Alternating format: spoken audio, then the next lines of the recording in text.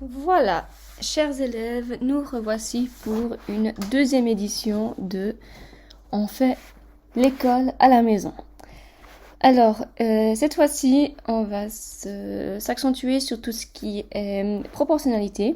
Vous allez voir, j'ai rajouté l'exercice que j'aurais voulu faire aujourd'hui, c'est-à-dire mercredi, par rapport à la proportionnalité pour aller un peu plus en détail là-dessus.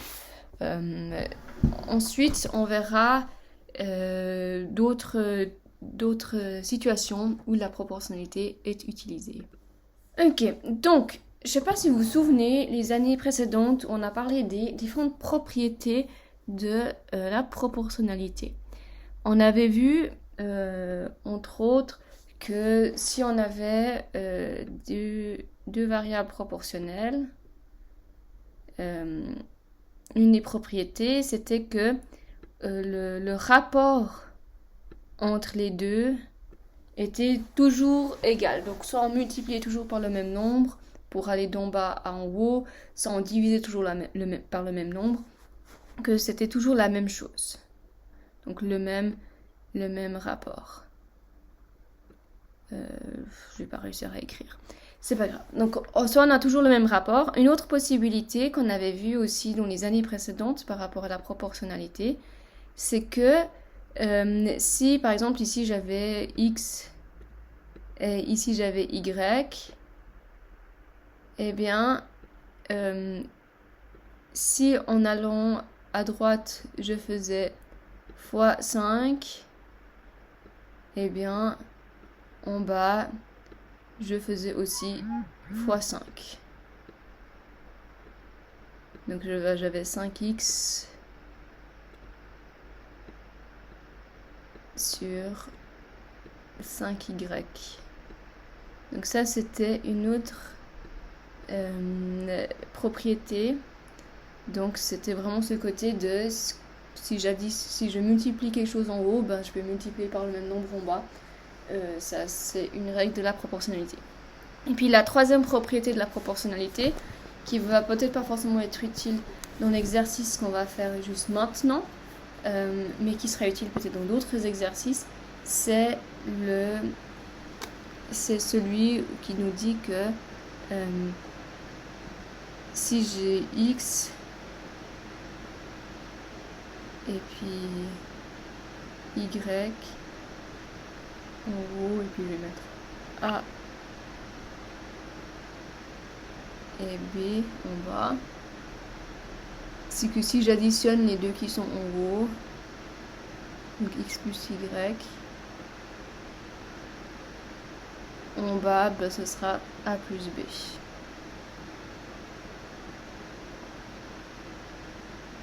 Donc ça, c'est les trois grandes propriétés de la proportionnalité qu'on avait vues les années précédentes. Donc le premier, vraiment ce côté d'avoir le même rapport. Toujours, on multiplie toujours par le même chiffre pour aller d'en haut en bas, on divise toujours par le même chiffre.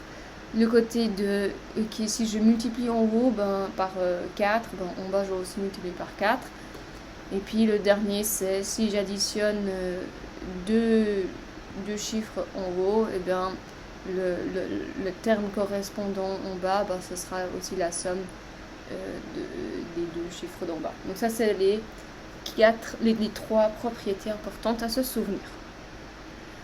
Alors, la musique téléchargée. Complète le tableau ci-dessous, sachant qu'il s'agit d'une situation de proportionnalité. Alors certains d'entre vous l'ont déjà fait avec la règle de 3 en disant que si c'est proportionnel, ça veut dire que la règle de 3 s'applique. Mais ici, je vois très clairement que pour aller de 5 à 35, j'ai fait fois 7. Donc ça veut dire que 4 fois 7, je fais la même chose, fois 7 en bas, ça va me donner 28. Donc ça, c'est juste un exemple de comment on peut utiliser. Là, dans ce cas-là, on utilise la deuxième propriété. Ensuite, pour faire le prochain, donc pour faire le 23, le troisième, le deuxième qu'on cherche ici, eh bien, c'est comme avant, on peut faire une règle de 3 par exemple. Donc, une règle de 3, c'est quoi? C'est on multiplie les diagonales. Donc, on regarde deux diagonales qu'on connaît. On peut utiliser celui qui est juste à côté, le 35 et le 28. Ou bien, si vous voulez, on peut aussi utiliser le 5 et le 4. Moi, ici, j'ai utilisé le 35 et le 28, juste voilà, parce que c'est plus simple. Donc, si je prends ici 35 fois 23,20 divisé par 28, c'est ce qu'on va faire. Donc, on va faire ça dans une autre couleur. 35 fois 23,20 divisé par 28. Donc on multiplie les diagonales qu'on connaît, puis on divise par ce qui est en dessous. Donc si on multiplie les diagonales, je sors ma calculatrice, ça me fait donc 23,20 fois 35 divisé par 28, ça me donne 29.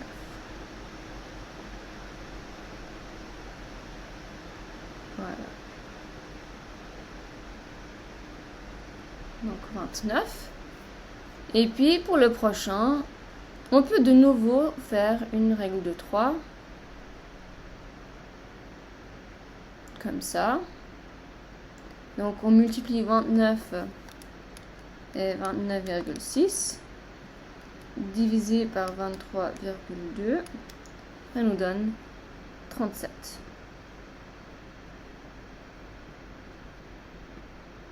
Et voilà. On a fait deux règles de 3 puis on a utilisé la deuxième propriété. Combien faut-il payer pour télécharger 11 morceaux de musique? Eh bien, si on veut télécharger 11 morceaux de musique, on met 11 ici. Puis on se dit, de nouveau, on peut faire une règle de 3. Donc, 29 fois 11 divisé par 37. Donc, cette fois-ci, la règle de 3. Les diagonales qu'on connaît sont les autres, mais ça va très bien aussi. Donc on a 11 fois 29,6 divisé par 37, ou bien 29,6 fois 11 divisé par 37, c'est la même chose. Et ça nous donne 8 francs. 8 francs 80.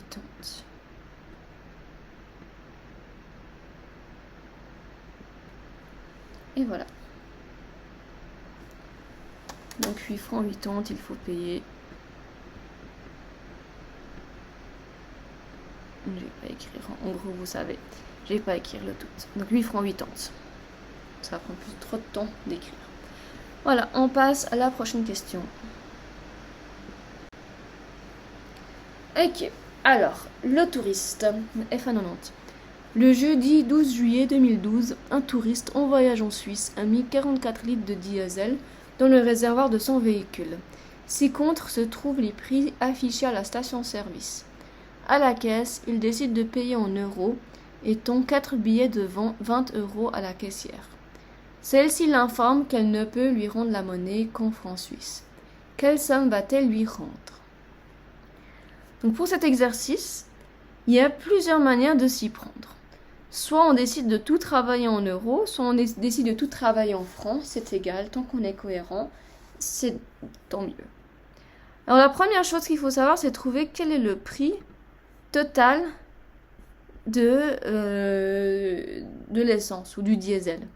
Donc il met 44 litres de diesel, et puis on regarde ici à côté combien coûte le diesel, et on a que le diesel coûte 1 franc 86 par litre. Donc, pour trouver le prix du diesel, je vais mettre un grand D pour le prix du diesel.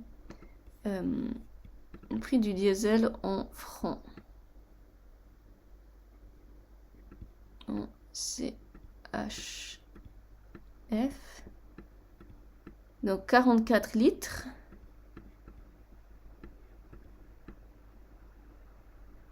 Et puis chaque litre fait 1 franc 86, donc 44 litres fois 1,86. Ça nous donne 44 fois 1,86. Ça nous donne 81 francs, 84. Donc 81, 81,84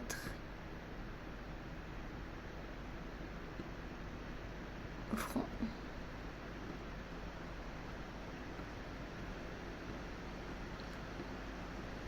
Maintenant, il décide de payer en euros et puis lui donne 4 billets de 20 euros. Donc 4 billets de 20 euros, ça fait 4 fois 20 euros. Ça nous donne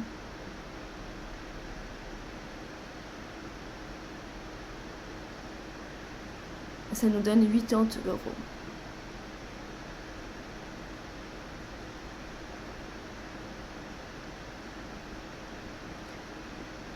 Alors 80 euros. Donc soit c'est égal, soit on transforme les francs suisses, donc les 81, 84 francs suisses en euros, et puis après on trouve la différence en euros et on leur passe en francs suisses, ou bien on passe ces 80 euros en francs suisses, puis après on fait le calcul de combien d'euros. Moi je trouve que c'est plus facile de passer des 80 euros en francs suisses. Donc là on peut faire un petit tableau de proportionnalité, parce que tout ce qui est échange d'argent, c'est toujours proportionnel. Donc on a que, si on a ici les francs, et puis les euros, on a que 1 euro fait 1,22. Vous pouvez mettre les euros en haut, les francs en bas, c'est égal. 1,22. Et puis, du coup, il nous a donné 80 euros. Il a donné à la caissière 80 euros. Donc, on met le 80 où c'est dans la ligne des euros. Et puis, on cherche combien de francs ça correspond. Donc, on prend notre règle de 3. On fait une règle de 3. Et puis, du coup, ça nous fait 80 fois 1,22 divisé par 1. Ou bien, tout simplement... 80 fois 1,22. Donc 80 fois 1,22, ça nous fait 97,6 francs. Donc si les 80 euros correspondent à 97,6 francs, pour trouver combien d'argent la caissière lui rend, eh bien on fait tout simplement 97,6, qui est l'équivalent de combien il a donné. 97,6 moins 81,84, et on trouve 97,6 moins 81,84, 15,76.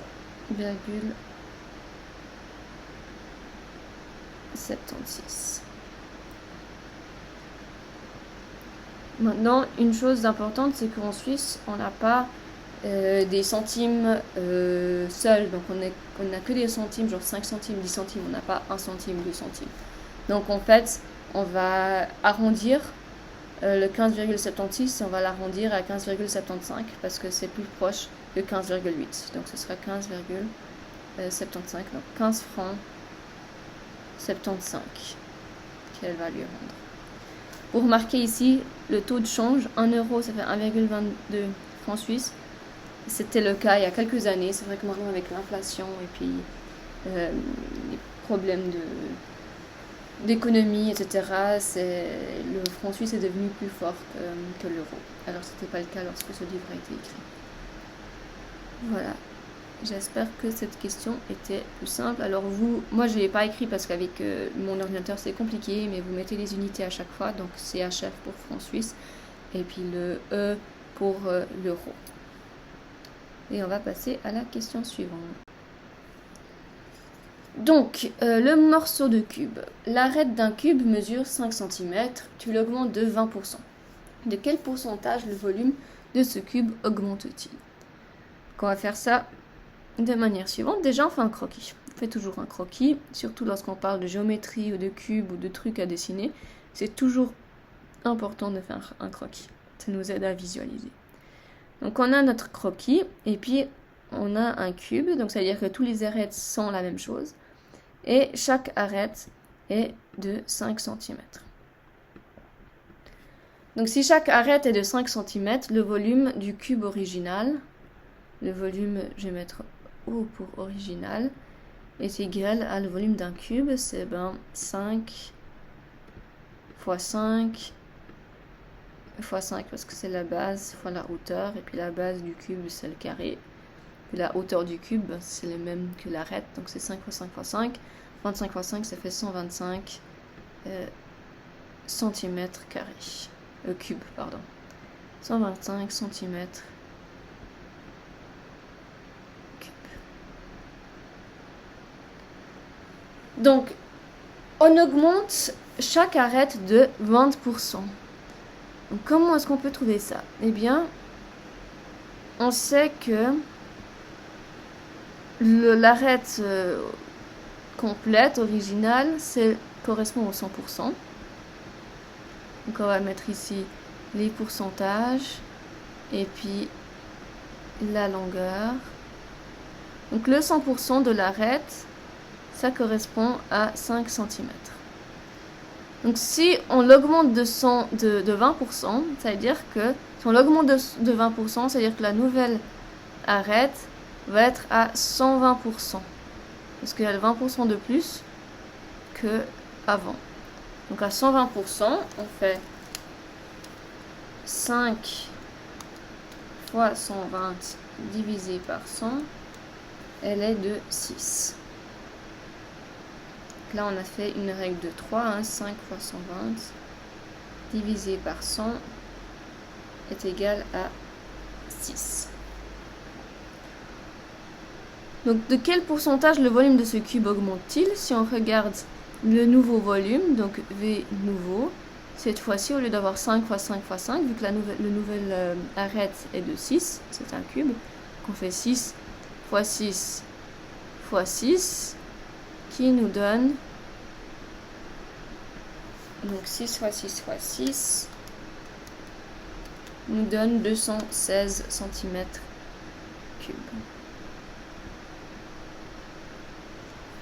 Donc ça veut dire que si on a nos pourcentages et notre volume, donc le volume original c'est le 100%, et puis le volume original est à 125. Ensuite, le nouveau volume est à 216, donc à quel pourcent est-ce que ça correspond? Donc on refait notre règle de 3, donc on multiplie les diagonales et on divise par ce qui reste, donc 100 fois 216 divisé par 125, on donne 172,8. Donc on est à 172,8. Ça veut dire que le volume du cube a augmenté de 72,8%. Donc le volume,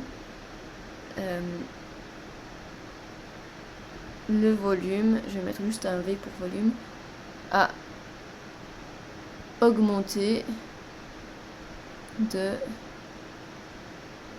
72,8%.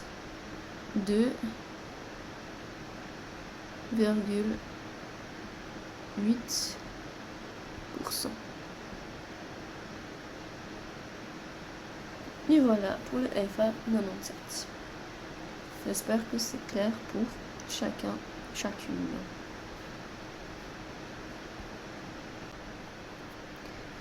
Le dernier exercice, le FA109, on a du coup le train Intercity qui roule pendant 1 heure à la vitesse de 160 km/h. Puis, à cause des travaux sur les voies, il doit ralentir et roule à 70 km/h pendant encore 30 minutes avant d'atteindre sa destination. Quelle a été la vitesse moyenne du train sur ce trajet?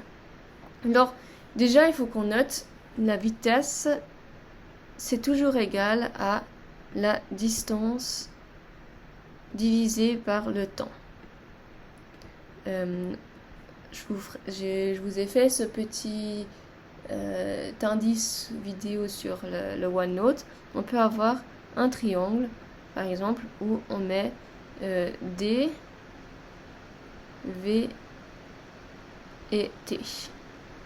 Donc ça veut dire que si on cherche la vitesse, eh bien on fait distance divisée par temps. Si on cherche la distance, on fait vitesse fois temps, parce qu'ils sont l'un à côté de l'autre. Puis si on cherche le temps, on va faire la distance divisée par la vitesse. Donc ici, on a un cas où on a 2 vitesses différentes. Et donc, ce qu'on va faire pour trouver la vitesse moyenne totale du train sur le trajet, il faut qu'on sache le temps total du train, ainsi que la distance totale parcourue. Donc on peut avoir cet exercice comme 2 parties. La partie 1, c'est quand il fait 60 minutes, c'est 1 heure, 60 minutes à la vitesse de 160 km/h. Donc en 1 heure, il aura, là c'est assez facile à calculer parce que 160 km/h, en 1 heure, il aura fait 160 km. Même pas forcément besoin de faire une règle de 3. C'est assez... voilà, si on fait 120 km/h, c'est-à-dire qu'en 1 heure, on fait 120 km. C'est un peu la définition du km/h. Donc en 60 minutes, il aura fait 160 km. Et puis la deuxième partie, vu qu'il y a des travaux, donc il va faire 30 minutes dans cette deuxième partie. Et puis, il va à 70 km/h. Donc 30 minutes, donc 1 heure c'est 60 minutes, je peux me faire un petit tableau, alors c'est pas nécessaire si vous arrivez à trouver en sachant que 30 minutes c'est une demi-heure, donc c'est la moitié d'1 heure, mais si vous avez besoin de faire un petit tableau, on peut le faire. Donc ça veut dire qu'en 60 minutes, je mets les minutes en haut, ouais, non, je vais mettre la distance en haut et les minutes en bas, ça sera peut-être plus intuitif. Distance et puis minutes, je vais mettre en minutes parce que voilà. Donc si je fais 70 km en 60 minutes, et bien en 30 minutes, qui est la moitié de 60, non, on utilise la propriété 2 des situations de proportionnalité, c'est 35. Donc là, on a 35 km.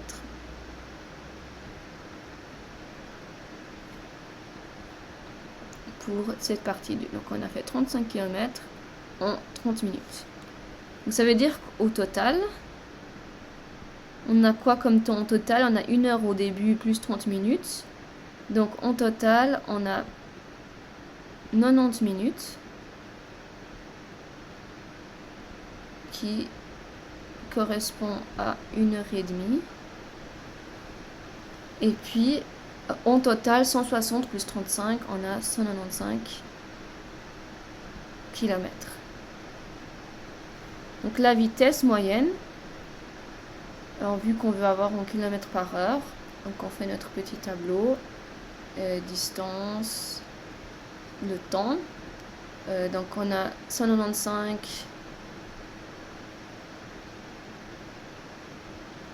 en 90 minutes, et du coup on cherche combien, parce que on veut savoir km/h, donc en 60 minutes, parce que 60 minutes c'est 1 heure, on peut faire notre notre petite règle de 3, donc 60 fois 195 divisé par 90, ça nous fait 130